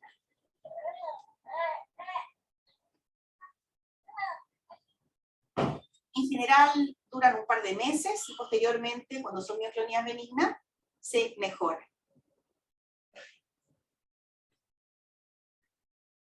Acá tenemos un recién nacido que tiene estos movimientos mioclónicos que son bastante llamativos, ¿no? Y a veces asustan mucho a los padres. Bueno, asustan a los padres, a los neurólogos, a los neonatólogos, a todos nos asustan. Sin embargo, también ahí el registro, digamos, video EEG normal, indudablemente nos da una tranquilidad, ¿no? Respecto a que no es un fenómeno. Este niño tiene mioclonías. El niño anterior ustedes vieron cómo temblaba. Y este niño está durmiendo y presenta estas mioclonías que afortunadamente tienen un carácter benigno.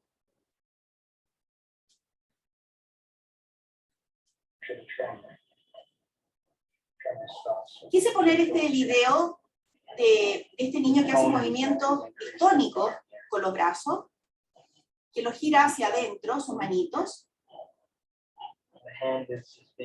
y recordar que existen movimientos, distonías transitorias del lactante, con algunos movimientos a veces que adquieren un aspecto un poco coreico, que son a veces son la mayoría de las veces transitorios y benignos, pero sin duda son un desafío también en el diagnóstico diferencial, de descartar que hubiera otra patología de base y que no sean solamente movimientos esperables para alguna etapa del desarrollo.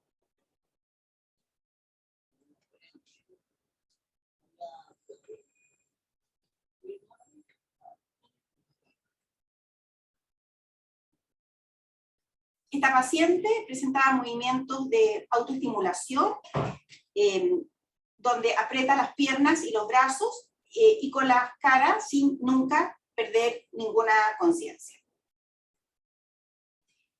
Después, en los niños un poquito más grandes, tenemos las estereotipias y los espasmos del sollozo. La apnea emotiva o espasmo del sollozo son episodios paroxísticos recurrentes de detención de la respiración en expiración con pérdida de conciencia fugaz, con cianosis intensa o palidez, existen cianóticas y pálidas, y posturas anormales. Siempre es posible encontrar un desencadenante, una frustración, un llanto, un pequeño golpe. Afectan al 4 a 5% de la población infantil, por lo cual es bastante frecuente, y se presentan desde el periodo recién nacido, pero su intensidad máxima se da entre el 1 y los 2 años, siendo poco frecuente después de los 4 años y más sutiles en su manifestación. Es interesante recalcar que pueden aparecer tan precozmente como en la etapa de recién nacido.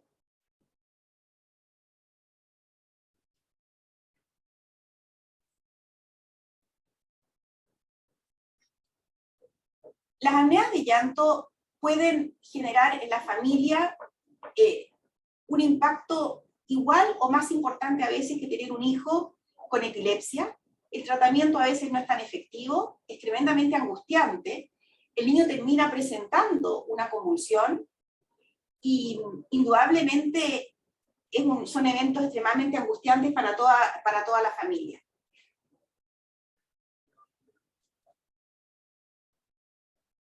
Lo otro relevante, como un trastorno paroxístico no epiléptico, es que el posictal prácticamente es inexistente en este grupo de pacientes, y una vez que termina la apnea, la crisis, después de la apnea de llanto, el niño se incorpora rápidamente y no queda en un sueño posictal como lo vemos habitualmente en las crisis tónico-clónicas generalizadas.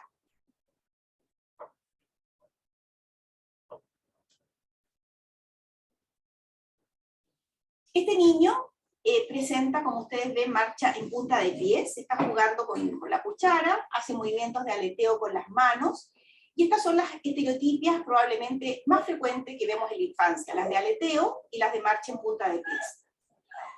Les quiero mostrar que el niño está consciente, que son eventos bastante prolongados en el tiempo, no como las crisis epilépticas que tienden a ser muy breves. Y lo que sí les quiero dejar como mensaje es que si bien uno ve una estereotipia o la gente ve una estereotipia y dice autismo, no es sinónimo a estereotipia de autismo. Si bien es muy frecuente en ese grupo de pacientes, hay niños normales que pueden tener estereotipia, con la marcha en punta de pie, por ejemplo, que se ven niños también con algunas características obsesivas, y no es exclusivo o único en niños que tengan trastornos del desarrollo. Aquí tenemos una niñita que aprieta las piernas y los bracitos, un poquito más grande que la otra, y que son estos fenómenos de autoestimulación que se ven en la consulta, y que a veces se ponen rojitos y están a veces transpirados, sin embargo nunca están inconscientes. Después seguimos en niños un poquito más grandes, tenemos los tics y los trastornos de sueño, y aquí podemos ver un niño que tiene muchos tics. Ahora, la gran diferencia es que con los trastornos, primero que los pueden reproducir, que tú le dices al niño cómo haces con el cuello, cómo haces con el brazo, cómo haces con los ojos, y el niño lo puede reproducir. También lo puede controlar, pero por un periodo muy breve de tiempo, después lo va a hacer de nuevo. Una crisis epiléptica jamás la puede dominar una persona, ¿no? Y lo otro que, bueno, en este caso no hay compromiso de conciencia.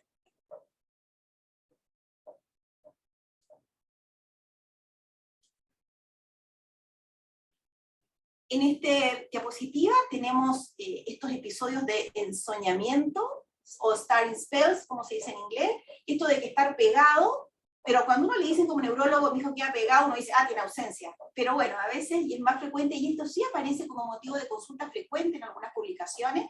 Es curioso que la gente consulte, uno pensaría, pero así es. Y la gran diferencia, primero, es que si uno le dice, ya, despierta, o oye, ¿qué te pasa? O lo toca, el niño inmediatamente reacciona, a diferencia de una crisis de ausencia. Si tenemos la duda, el electro, como les decía, es tremendamente ayudador en el diagnóstico diferencial. El estar en la luna es como clásicamente nos referimos a este trastorno paroxístico no epiléptico. Más adelante, y sin duda casi es lejos el trastorno más importante del grupo, es el síncope. ¿Cómo diferenciamos, el síncope y cómo vamos a diferenciar, digamos, con otras cosas? Vamos a ir avanzando acá. Tenemos también los trastornos de sueño en esa edad, que son las parasomias de despertar. ¿Y cómo las diferenciamos con crisis epiléptica? Sin duda, lo más importante es la duración. En la noche, un evento epiléptico va a ser muy, muy raro que dure más de unos minutos. Sin embargo, estos episodios en general tienden a ser mucho más prolongados.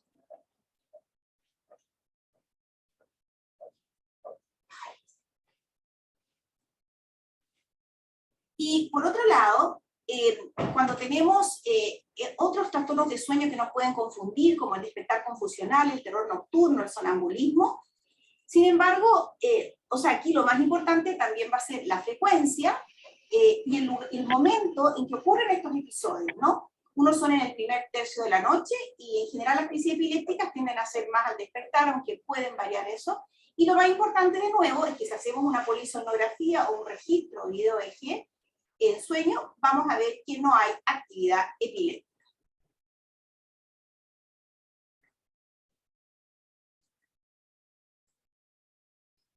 Los terrores nocturnos son eventos que preocupan mucho a los papás, que es una condición fisiológica del desarrollo, pero que a veces provocan también un impacto en la calidad de vida tremendo, y a veces es necesario complementar con estudios también para tranquilizar a la familia. Sin duda, un niño que tiene un desarrollo normal y que al otro día no tiene trastornos ni de conducta, ni de comportamiento, que le va bien en el colegio, que hace una vida normal, que hace deporte, es un elemento importante para poder tranquilizar a los papás sobre el origen benigno de esta situación. Después, respecto al síncope y la epilepsia, hay dos claves fundamentales. Tenemos que la palidez es muy asociada, ¿cierto?, al síncope, y lo otro, que los síntomas postcríticos, es decir, este sueño postictal, en el síncope no existe, el paciente se recupera muy rápidamente en un par de segundos o minutos. En cambio, en las crisis epilépticas es habitual el sueño postictal, que a veces es bastante prolongado. Puede durar 1 hora y media, 2 horas, hasta que el paciente despierta más incorporado. Los síncopes sabemos que se dividen en ortostáticos, cardiogénicos o reactivos, y aquí tenemos un claro ejemplo que dio la vuelta al mundo de un síncope, ¿cierto?, ortostático. Las crisis psicogénicas, que son un tremendo dolor de cabeza para los neurólogos adultos, por suerte en niños no sufrimos tanto con esto. Tenemos que, ¿cómo los diferenciamos un poco, no? En la crisis tenemos movimientos asincrónicos de las extremidades, hay frecuentes inicios y detenciones de los movimientos, hay movimientos pelvianos, como vimos en el video hace un ratito, los ojos están fuertemente cerrados, eso no es característico de una crisis epiléptica genuina, rara vez hay heridas o incontinencia, pero puede haber, eso no nos tiene que asegurar que es una crisis epiléptica, que hay incontinencia de los esfínteres, y empeora con los tratamientos o simplemente no mejora.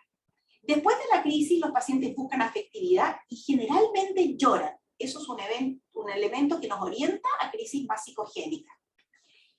Es importante que la mordedura de la lengua en la crisis epiléptica genuina es lateral. Es un elemento semiológico que parece tan sencillo, sin embargo es tremendamente orientador. Y tenemos entonces que en otros cuadros de diagnóstico diferencial, la mordedura de la lengua es frecuente y es lateral.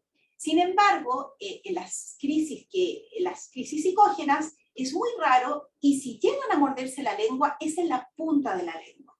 Eso es bastante importante, ¿no? Lo otro, en estos fenómenos, es la duración, ¿no? Que son minutos en las crisis epilépticas, el síncope es breve también, y en general las crisis psicogénicas son mucho más prolongadas.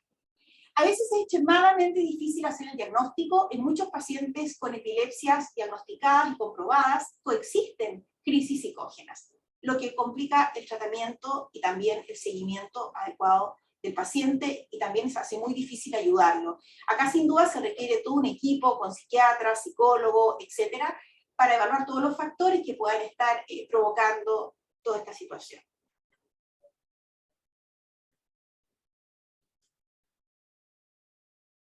El posictal también es un elemento muy relevante y como habíamos comentado, en la crisis epiléptica genuina hay un posictal con dormir por un largo periodo, el síncope se reintegra inmediatamente y las crisis psicógenas el paciente hace como que está despertando de un sueño, ¿no? Es diferente la actitud al verlo cuando termina la crisis. Ahora vamos a ver con otros ojos, después de ver estas características, vemos entonces el movimiento pelviano, también vemos, bueno, la mordedura, la lengua no la vemos, probablemente no se la mordió, y los ojos que están fuertemente cerrados, eso también es orientador a crisis psicógenas. Ya estamos casi por terminar, pero quería comentarles también movimientos anormales que pueden confundirse con algunos trastornos paroxísticos no epilépticos, como las distonías, que se pueden desencadenar por muchos tipos de fármacos, fenotiacinas, haloperidol, neurolépticos, y el movimiento más frecuente asociado a estos fármacos es la distonía, que es una postura fija, normal de las extremidades. Y la clave para hacer el diagnóstico fundamentalmente con una crisis epiléptica es que la conciencia no se altera en ningún momento y que la duración es bastante prolongada y no de minutos, como ya sabemos que son las crisis epilépticas, que en general son fenómenos breves.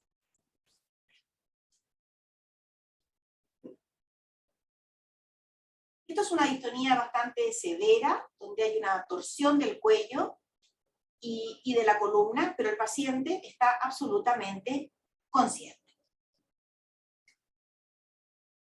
El enfrentamiento clínico, entonces, aquí va a ser fundamental la descripción del evento paroxístico, ¿no? Con un registro en video casero, celular, que va a ser de tremenda utilidad para todos. Y cuando hay dudas, sin duda, lo que hay que hacer es un video EEG o una polisomnografía, pero ya un registro que nos permite evaluar la actividad cerebral y correlacionarla con estos eventos que estamos observando. Como resumen, entonces, podemos decir que el diagnóstico de epilepsia es primariamente clínico. En la mayoría de las epilepsias, las crisis ocurren espontáneamente y son muy breves. Que existe una gran cantidad de condiciones clínicas paroxísticas recurrentes que pueden imitar una epilepsia. Que el diagnóstico de ellas es fundamentalmente clínico, con un alto índice de sospecha. Que hay muchos fenómenos no epilépticos que son provocados, es decir, que tienen un desencadenante conocido y en general duran más. Entonces la existencia de un desencadenante y una duración prolongada nos va a alejar la posibilidad de que sea un fenómeno epiléptico. La normalidad persistente en los electroencefalogramas, la no concordancia entre los aspectos clínicos y el electroencefalograma asociado a una falta de respuesta a tratamiento antiepiléptico deben aumentar en nosotros la sospecha de que estamos frente a un trastorno paroxístico no epiléptico. Y por último, la derivación oportuna a especialistas en el área para efectuar un diagnóstico acertado evitan estudios que a veces son de poca accesibilidad o costosos y tratamientos que no siempre van a estar justificados. Es una pintura de Valdivia hecha por el pintor que ganó el Premio Nacional Pablo Flandes, que no es mi pariente, pero que siempre decíamos nosotros que éramos primos. Muchas gracias. No, gracias a usted, doctora. Muchas gracias. Muy bonita presentación, se entendió perfecto. Así que voy a dejar a la doctora Rosso entonces para que nos ayude con los comentarios y preguntas.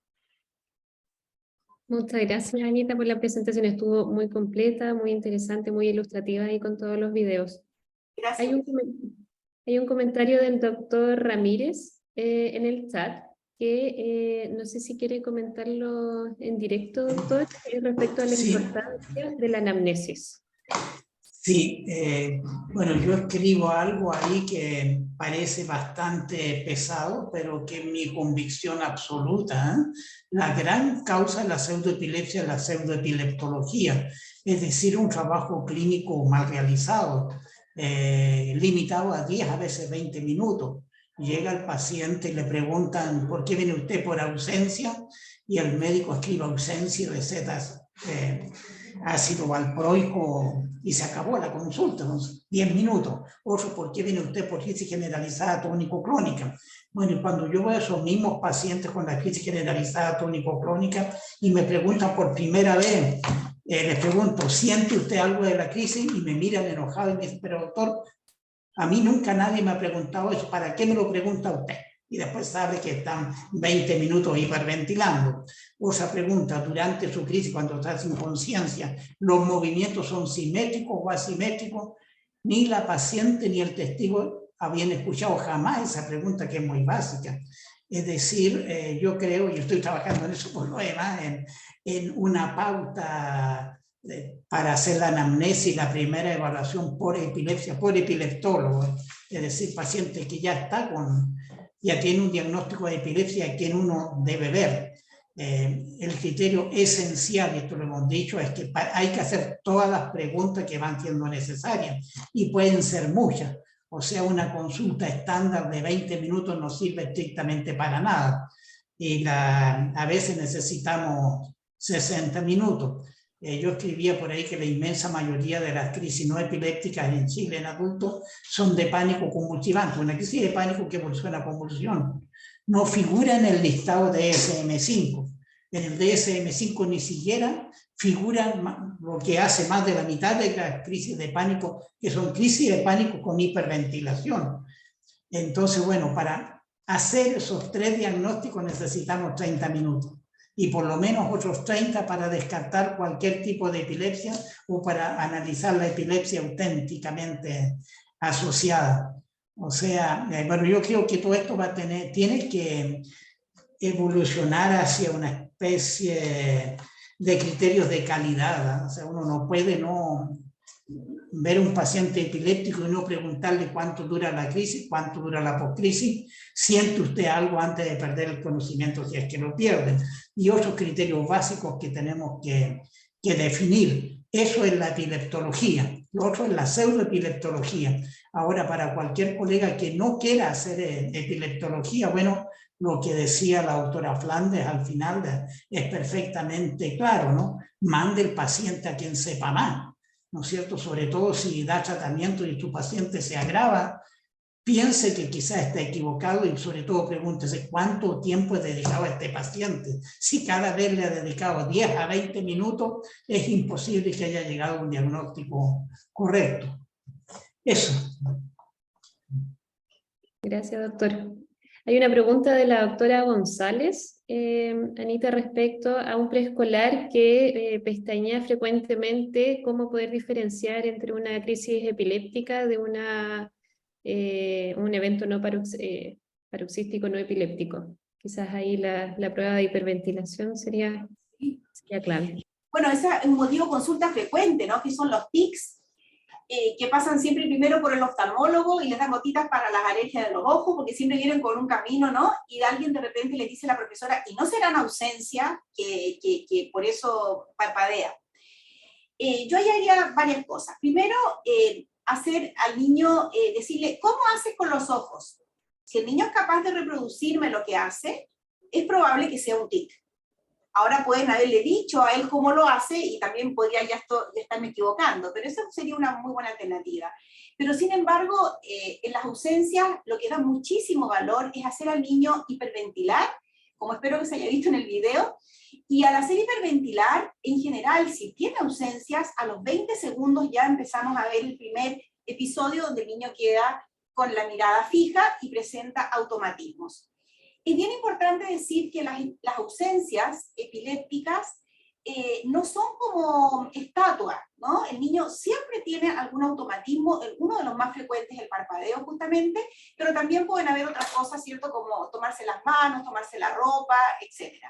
Así que bueno, yo le haría hiperventilar, trataría de ver si es capaz de reproducir, porque la ausencia es una crisis generalizada, si la puede reproducir y la recuerda, parece que estaría consciente, ¿no? Si es que nadie le contó cómo era, hacerlo hiperventilar, y si sigo con dudas, sin duda lo que hay que hacer es pedir un electroencefalograma. Bien, gracias. Creo que un elemento, una herramienta que podría servir para poder diferenciar es la inducción de crisis al electroencefalograma. ¿Algunas palabras a lo mejor, Anita o Reinaldo?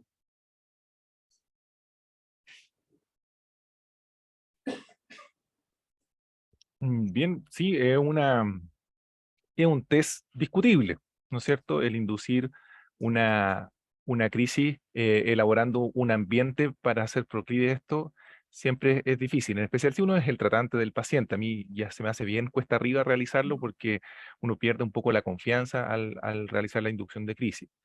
En el aspecto de que uno está haciendo una simulación, ¿no es cierto? Y finalmente después le dices, mira, en realidad esto no fue una crisis, te tratamos de engañar, es difícil de elaborar.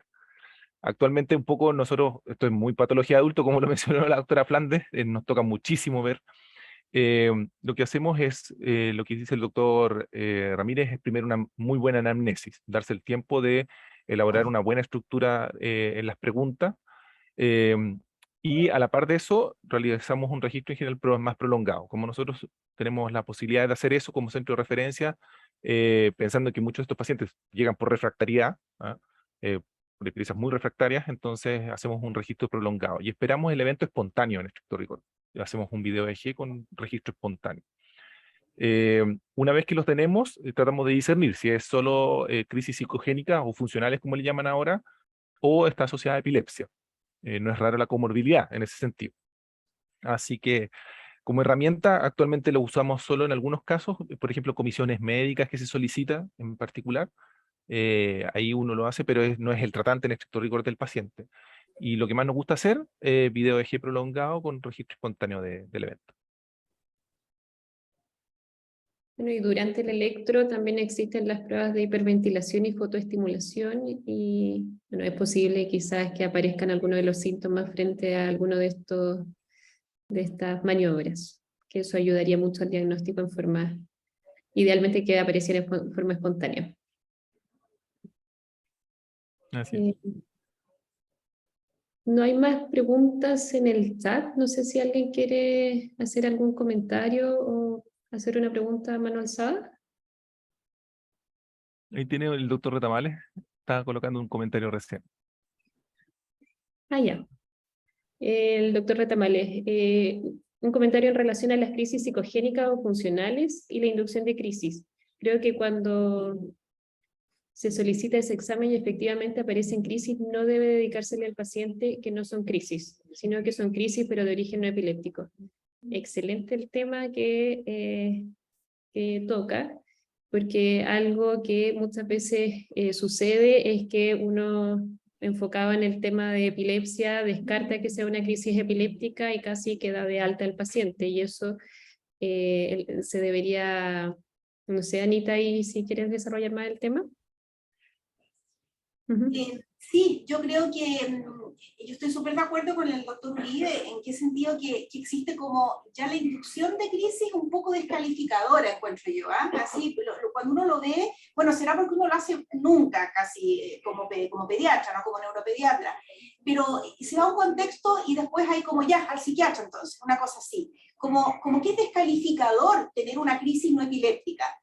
Aunque la enfermedad, a ver, voy a hacer una comparación pediátrica, ¿no? Uno ve en las mamás que tienen niños con espasmos del sollozo grave, ¿no? Que quedan cianóticos, que hacen la crisis tónica. Alguna vez leí un artículo que era bien interesante, que comparaba el impacto familiar, y era peor en las apneas de llanto que en un epiléptico porque tenía mejor control en general. Entonces, lo que quiero decir que si el impacto de las crisis funcionales es tremendo en la familia y en el paciente, esa familia y ese paciente está enfermo, y hay que ayudarlo de todas maneras. Entonces, me gustó mucho lo que dijo el doctor Retamales, porque yo creo que no hay que decir, entonces no hay epiléptica, es problema del psiquiatra, que vea cuando tiene hora, y en el fondo es un tremendo problema, y es un problema mucho más complejo que bueno, quizá por eso nos sobrepasa un poco a los neurólogos, porque no tenemos tampoco las competencias, pero para eso están los equipos de salud, ¿no? Los psiquiatras, los psicólogos, pero sin duda lo que yo invitaría un poco a los colegas y a los que están en atención primaria, en no descalificar o ningunear de alguna manera el síntoma cuando no es epiléptico, porque a veces provoca un impacto igual o más grave en la familia desde el punto de vista de la funcionalidad o la aprehensión con la que se vive estas situaciones. Por lo tanto, ahí los invito un poco a ponerse en el lugar de esas familias, porque aunque pudiese no serlo, no ser epilepsia, puede ser un problema igual sumamente importante. Claro, recalcando el tema del abuso, ¿no es cierto? Porque dentro de las causas de la aparición de estas crisis funcionales está abusos, en especial en edades precoces. Así que es re importante indagar en eso. Tal vez no nosotros, ¿no es cierto?, como neurólogos en particular, sino que dejar un poco la puerta más entreabierta para que un psiquiatra pueda profundizar con mejores herramientas en su anamnesis. Sí, o sea, en el fondo, recalcando lo que tú dices, que generalmente esconde situaciones muy complejas familiares. Entonces no es para decir, entonces no es epilepsia, no importa, o ya está todo bien. No es así. Aunque tenga la resonancia normal, 4 electros normales, y bueno, como sabemos que son esas historias. Así. Muchas gracias a ti, Álvaro, ahí por el comentario. Unidad exactamente dirigida, buscar dirigidamente situaciones de abuso en la anamnesis. ¿Alguien más tiene preguntas o quizás darle un minuto al doctor Fester para el aviso académico? Gracias, Karina. La invitación es que hoy día a las 20 horas se inicia el curso anual de epilepsia que hace la Liga Chilena contra la Epilepsia para becados y para médicos no especialistas. Son 4 módulos, un módulo semanal todos los días martes de 8:30, de 8 de la noche a 9:30 de la noche. Hoy día nos va a colaborar la doctora Carmen Pérez, neuropediatra y epileptóloga que trabaja en Talcahuano y en el Hospital Regional de Concepción, con la parte de diagnóstico clínico de epilepsia, y después la doctora Darisa Fabres, neuróloga adulta, epileptóloga, presidente de la Sociedad Chilena de Epileptología, nos va a tocar el tema de principios generales de tratamiento. Tanto invitados, ahí en el chat dejé el link para que se puedan inscribir. Es un curso gratuito, se certifica, es decir, al final se les envía una prueba por correo con un plazo de alrededor de una semana para responderla, y después se emite un certificado de participación en este curso. También está abierto a internos de medicina, para que ustedes difundan esta información. Súper. Muchas gracias, doctor. Yo voy a aprovechar los últimos minutos, Karina, para poder dejar invitados a todos a la siguiente videoconferencia. Es la última del año, la de diciembre, toca el día 6 en la mañana. Y como todas las videoconferencias del mes de diciembre, hacemos una conmemoración al programa nacional. Se cuentan más o menos todos los avances que hemos tenido, los protocolos que se han creado, los distintos medios de difusión que hemos logrado. Y además se conmemora a un epileptólogo o a un médico o a un personal de salud que se haya dedicado su vida a trabajar en pacientes con epilepsia. Así que lo vamos a dejar en suspenso para que este año no les vamos a contar todavía quién es, ¿no es cierto? Esto se elige a través de los grupos, el grupo asesor, y se le regala un galardón, ¿no es cierto? Y se cuenta un poco su historia de vida, de cómo ha estado relacionado a esta patología. Así que sin más, dejando los invitados, lean nomás el último comentario que nos dejó el doctor Retamale, ¿no es cierto?, con respecto a las crisis funcionales, las crisis psicogénicas. Así que, y agradeciendo mucho la participación, ¿no es cierto?, agradecer mucho a la doctora Brun, a la doctora Flandes por presentarnos el día de hoy, y la gran convocatoria que siempre tenemos, así que también estoy siempre agradecido de que estén todos. ¿No? Nos vemos en el mes de diciembre entonces. Esto va a quedar en la página como siempre, ¿ya? Gracias, chao. Cuídense Chao, mucho, que estén bien. gracias a todos. Gracias, chao. Chao. Ujú. Chaito.